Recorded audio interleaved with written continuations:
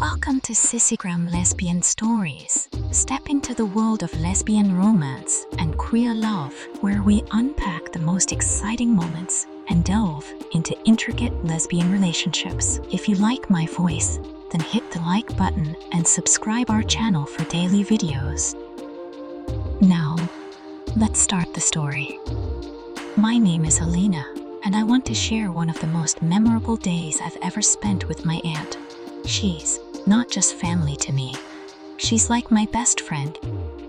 She's always there when I need someone to talk to, and every time I'm with her, I feel so loved and important. Her hugs are comforting, and her laughter brightens my worst days. Auntie is kind, always putting others first, but sometimes she gets quiet, spending hours in her room, lost in her thoughts. I often wonder if she feels lonely or simply needs time to herself. Despite her strength, I know there are times when she might need someone to lean on. I love Auntie so much, and I want her to know she's never alone, even when she's in her room. I try to show her I'm there for her, like when I bring her tea or just sit beside her quietly. I think knowing I'm there makes her feel a little better. One thing I've always appreciated about Auntie is how she listens when I talk. She never rushes me, and I try to do the same for her because I want to support her like she's always supported me. One day, while we were sitting together, Auntie suddenly asked, "Alina, do you have a boyfriend?" Her question caught me off guard, but I thought about it for a moment before smiling and saying, "No, I don't need one." I wasn't upset by her question, but it made me reflect on something. I've never really been interested in having a boyfriend.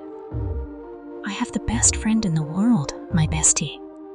We love each other like sisters, sharing everything from dreams to books to secret plans. She's always there when I need her, and that's all I need. We laugh, help each other with schoolwork, and make up silly songs when we're bored.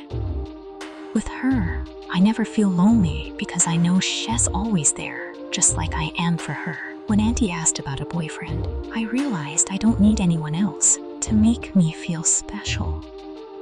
I already have the most important people in my life. One sunny afternoon, I decided to surprise Auntie, thinking she might be feeling lonely. I quietly turned the doorknob to her room, and what I saw wasn't what I expected. She was sitting on her bed, looking at herself in the mirror, almost as though she was exploring her own identity.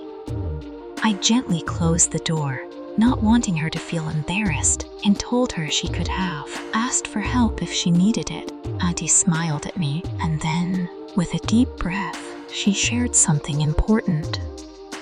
"Alina," she said, "I think I like girls more than boys." Her voice was soft, and I could tell she was nervous. I immediately smiled at her and reassured her, "It's okay, Auntie, you can tell me anything. I love you just the same. We all have our feelings, and it's important to be true to yourself." Auntie's face lit up with relief, and she asked, "You're not upset?" I shook my head, "Not at all. I'll always support you." She smiled wider, and I could see how much it meant to her. In that moment, I realized the importance of supporting each other, especially in times of uncertainty. Auntie trusted me with her feelings, and I promised myself that I would always be there for her, just as she's always been there for me. Then I realized I had a secret too, something I'd been holding on to. I looked at Auntie and said, "I feel the same way. I like girls too." Auntie was surprised, but then we both burst out laughing in relief.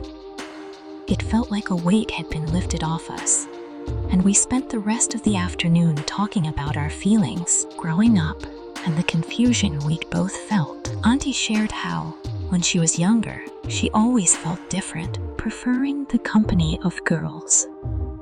She had kept it a secret for a long time because she didn't know anyone else who felt the same way. I understood her completely, as I had always felt the same way. We talked for hours, feeling lighter and closer than ever before.